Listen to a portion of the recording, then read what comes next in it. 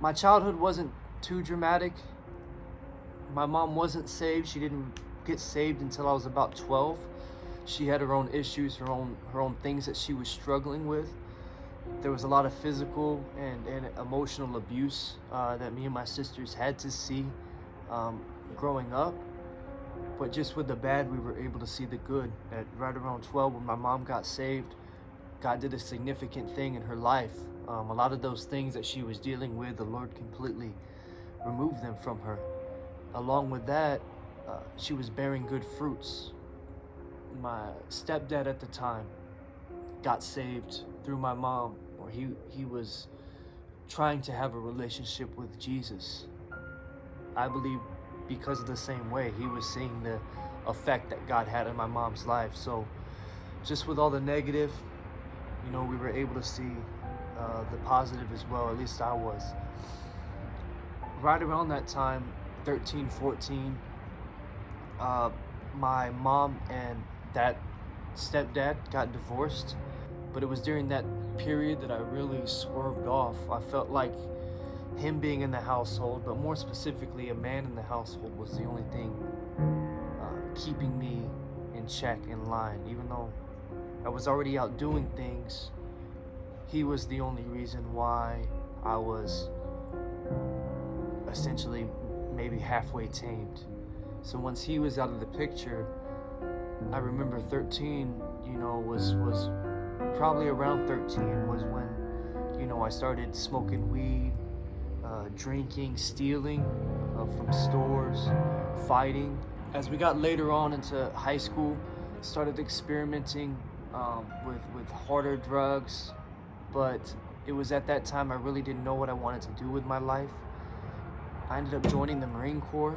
Looking back, I do believe that decision could have saved my life, kept me out of jail or kept me alive. Just the type of people I was around, the things that I was doing, it wasn't a good look, and it wasn't a good direction in my life. So I joined the Marines at 18, left right out of high school. In the Marines, I found it really hard to stay out of trouble. I did a lot better, and even I believe the Lord, even before I knew, the Lord was giving me a lot more grace and a lot more protection, because I was just constantly putting myself in a position to get in trouble. Specifically drug use. My drug use actually got worse in the Marine Corps. I started using cocaine in the Marines. I don't want to say I became violent in the Marines, but I think the seed kind of became planted when I was in the Marine Corps. It was just really hard for me to stay out of trouble and to kind of walk the right path. 22 to 25 was definitely the worst years that I've had in my life thus far, but it led up to the best moment. Those were the years that I really spiraled downhill. I started I really hated myself, and that reflected in the way I treated people. I didn't like people. The closest people, my mom, my sisters, didn't want to be around me. I was angry all the time. Friends that I knew that I had grown up with, who I had did work with, that I had been through stuff with, they were cutting me off from drugs, and even they were showing concern for me. So I ended up really cutting everybody out. Some of you might be able to relate to this. With when you have so much hate in your heart, you're a ticking time bomb. Whether that be with yourself, whether that be with somebody else, either way, you're a ticking time bomb.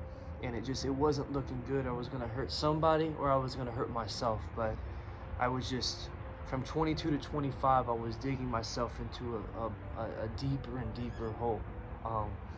I call it my black hoodie years, where I was up at all hours of the night. I was hanging out in parking lots and either trying to be alone and just get away from people, or looking for somebody to rob, or looking for a kickback or a party that just ended, something. It was just a very dark, bad time. Following that time, was the best time of my life. And that's when I got saved. So I got saved in May of 2017. I was at the worst, if you haven't heard anything of what I said, I know I've given kind of vague. I don't want to get too much into details, but I do want you to hear this. In May of 2017, I got saved. I kind of spoke leading up to that part, but I was in the worst period of my life. I had dug a hole that I couldn't get out of. I was extremely addicted to cocaine. I was an alcoholic. I was very, very angry. I was suicidal, and it was just a very bad spot. I was living with my mom at the time. She was constantly wanting me to go to church with her. It was always a no, or I would say yes, and I just wouldn't go. But in May of 2017, I went. I believe it was because of Mother's Day. I went for her. I went to a different church. And when I got there, I sat in the back.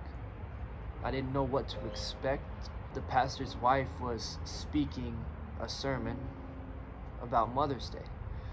The whole time I wasn't listening. I didn't care much about the message.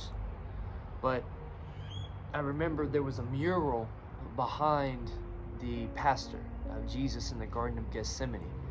And I couldn't stop looking at it. And I remember, especially during praise and worship, just seeing all these people, eyes closed and worshiping God. And I got so angry in church. I just remember thinking how stupid these people were and how they're so out of touch with the real world.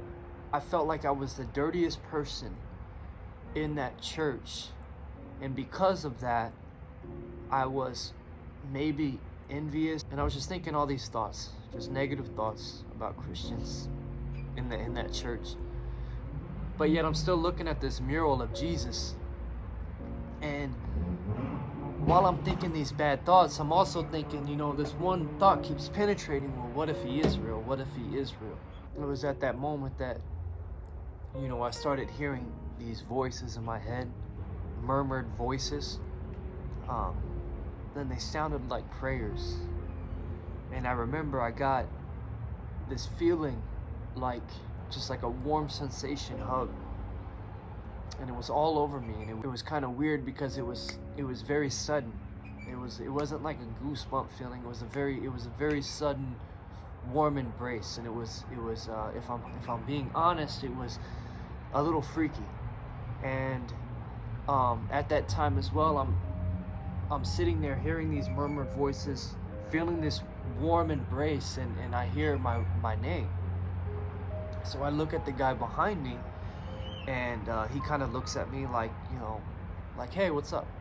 Without saying anything, just saying it with his eyes, like good morning. So I realized that he didn't say anything, when I turn back around. Then I hear my name again. I look at the guy behind me. Probably I looked at him kind of annoyed, I don't know, but the way that he looked at me, he was like, what are you what are you looking at? Why do you keep looking at me?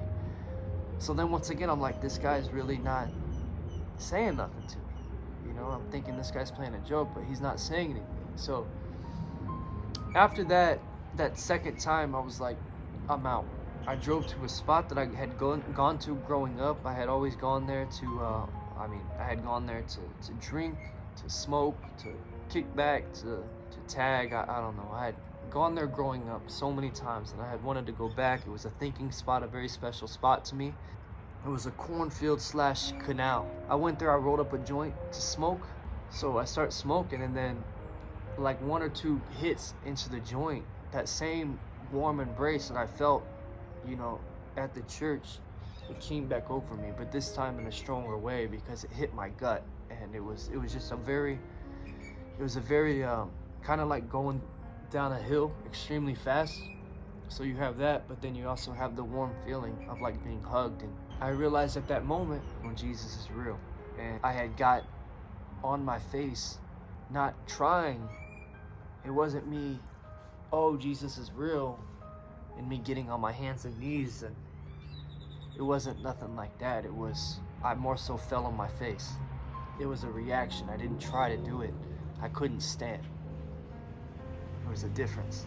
And I was laying on that dirt just crying I knew it was God, and I was just like, why? Just essentially, all these conversations go on in your head, and I don't know what was said out of my mouth, and I don't know the conversation that went in my head, but it was just, why are you with me? You know, I'm so dirty. Like, I have so many issues. I felt like the dirtiest person, and I couldn't comprehend why he was hugging me.